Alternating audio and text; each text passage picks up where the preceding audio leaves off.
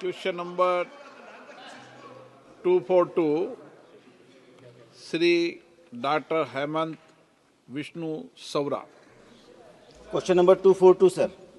माननीय अध्यक्ष जी, सदन के पटल पर उत्तर रखा गया है। माननीय सदस्य, मैं प्रधानमंत्री श्री नरेंद्र मोदी जी और रेलवे मंत्री अश्विनी वैष्णव जी का बहुत बहुत आभार व्यक्त करता हूं कि पालघर में बहुत अच्छे रेलवे से काम हो रहे हैं। वैसे ही मेगा टर्मिनल विकसित हो रहा है, पालघर अमृत भारत स्टेशन विकसित हो रहा है, बुलेट ट्रेन भी जा रही है। पालघर में 104 स्टॉपेज दिए हैं अभी तक और 99 बोईसर में दिए गए हैं। DFCC भी स्टार्ट हो गए, उसकी वजह से काफ़ी सारे ट्रैफिक कंजेशन भी कम हुआ है। काफ़ी लंबे समय से कुछ मांगे और रही हैं सर, जैसे बांद्रा रामनगर एक्सप्रेस बोईसर के लिए और खानदेश के लिए Dadar Bhusawal Khandesh express, Dadar Bhusawal special express जो कि पालघर में ठहरा हुआ है, जो रात को 2 बजे ठहरा हुआ है, लेकिन डहानू के लिए उसके लिए स्पेशल ठहराव चाहिए क्योंकि रात को 2 बजे लोकल नहीं मिल पाती। और काफ़ी सारे जो ट्रेन जो बांद्रा या मुंबई सेंट्रल से छूटती है वो बोरीवली से डायरेक्ट वापी स्टॉप जाती है। बीच में जो पालघर डिस्ट्रिक्ट आता है उसमें कोई भी ठहराव नहीं आता। मेरी मांग है कि सभी ट्रेनों को पालघर में स्टॉपेज दिया जाए सर।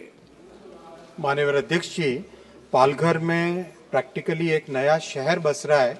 वाडवन पोर्ट जिस तरह से विश्व के सबसे बड़े पोर्ट्स में से एक बनेगा, उस पोर्ट के कारण वाडवन में माननीय सांसद जी ने भी कई बार इस विषय को मिलकर रेज किया है और एक तरीके से वहाँ पे वाडवन से रिलेटेड डहाणू और पालघर के डेवलपमेंट का कंप्लीट एक मास्टर प्लान बन रहा है।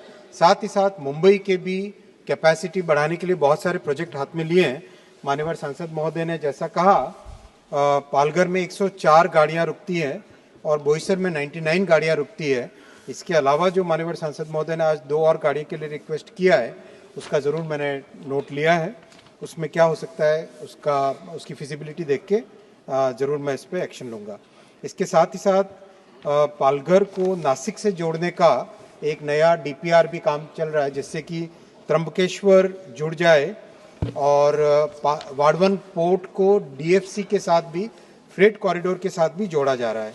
साथ ही साथ माननीय अध्यक्ष महोदय, मुंबई में कैपेसिटी इंक्रीज करने के लिए बहुत सारे काम हाथ में लिए हैं।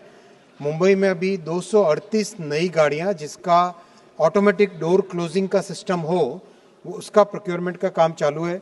सेफ्टी पे ध्यान रख के प्रैक्टिकल सॉल्यूशन निकालने का फोकस है। मेल एक्सप्रेस जो करीब 120 जाती है मुंबई से और सबर्बन करीब 3200 जाती है, इस कैपेसिटी को बढ़ाने का काम भी हाथ में लिया है। बांद्रा में 3 पिट लाइन बन चुकी है। मुंबई सेंट्रल में 24 कोच के प्लेटफॉर्म का एक्सटेंशन चल रहा है। जोगेश्वरी में 2 प्लेटफॉर्म बन रहे हैं। दादर में 1 प्लेटफॉर्म बन रहा है। वसई रोड में 6 प्लेटफॉर्म बन रहे हैं, जैसा अभी माननीय सांसद ने भी नोटिस दिया। पनवेल कलम्बोली में 5 प्लेटफॉर्म बन रहे हैं। कल्याण में 6 प्लेटफॉर्म बन रहे हैं। LTT में डिपो का एक्सपेंशन चल रहा है। परेल में 6 प्लेटफॉर्म बन रहे हैं। तो ओवरऑल मुंबई शहर की कैपेसिटी और देश के जितने बड़े शहर हैं उन सब की कैपेसिटी बढ़ाने का तेजी से काम चल रहा है। माननीय मंत्री महोदय, जब भी आपके प्रश्न आते हैं अधिकतम माननीय सदस्य सप्लीमेंट्री पूछना चाहते हैं, तो ये रेल डिपार्टमेंट महत्वपूर्ण है, इसलिए सब शॉर्ट में पूछे तो शॉर्ट में जवाब दे दो, नहीं तो इतनी बड़ी लिस्ट को फिर क्लियर नहीं होगी। श्री चंद्रशेखर एक लाइन में पूछे हैं सर। सप्लीमेंट्री, हाँ सप्लीमेंट्री। सर, अब पालघर में कहीं से छोटे स्टेशन हैं जैसे उमरोड़ी, वेतरना, घोलवट, बोडी, जो ग्रेड C या D में आते हैं, इसीलिए वहाँ पे प्लेटफॉर्म पे शेड, एक्सीलेटर, लिफ्ट या वेटिंग रूम, रिटर्न टिकट आप बोल दो। C-D में सुविधाओं का क्या विषय है, बता दो।